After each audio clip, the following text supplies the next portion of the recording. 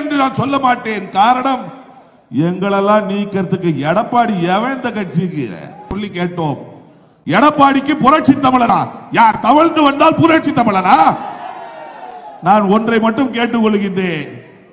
தவழ்ந்து வந்து பதவி வாங்கின, தவழ்ந்து வந்துதான் நான் பதவி வாங்கினேன் என்று நீ ஒற்றும் கொண்டாய். பறிக்கின்ற செயலை இன்றைக்கு துணிந்து எடுக்கின்றார் என்று சொன்னால் எடப்பாடி பழனிசாமியை விட்டு வைக்கலாமா? சொல்லுங்க, விட்டு வைக்கலாமா? நீளம் இருக்கும், தூரம் இருக்கும்.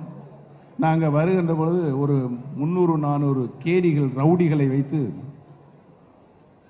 தடிகளாலும் இரும்பு கம்பிகளாலும் கற்களாலும் எங்கள் வேனை வழிமறித்து தாக்கினார்கள். கழகத்தை பூட்டு போட்டு 300 பேர் வெளியே சேர போட்டு உட்கார்ந்து இருக்காங்க ரவுடிகள். அந்த பைத்தியக்காரன் எடப்பாடி பழனிசாமிக்கு இந்த விஷயம் புரிகிறதா புரியவில்லையா என்பதுதான் தெரியவில்லை. புரியவில்லை என்றால் இந்த தொண்டர்கள் எல்லாம் ஒன்று கூடி எடப்பாடி பழனிசாமியை தூக்கி எறிந்துவிட்டு அதிமுக என்று சொன்னார்.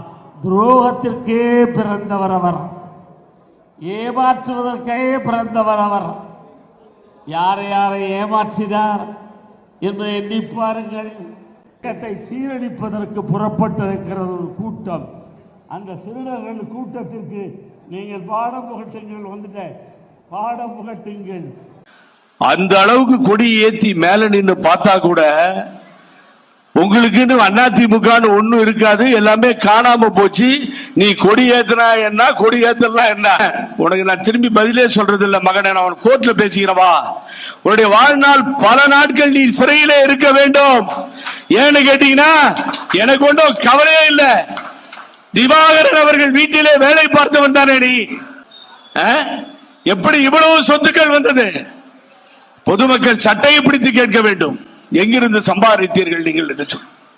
இந்த பழனிசாமியும் வேலுமணி கூட்டமும்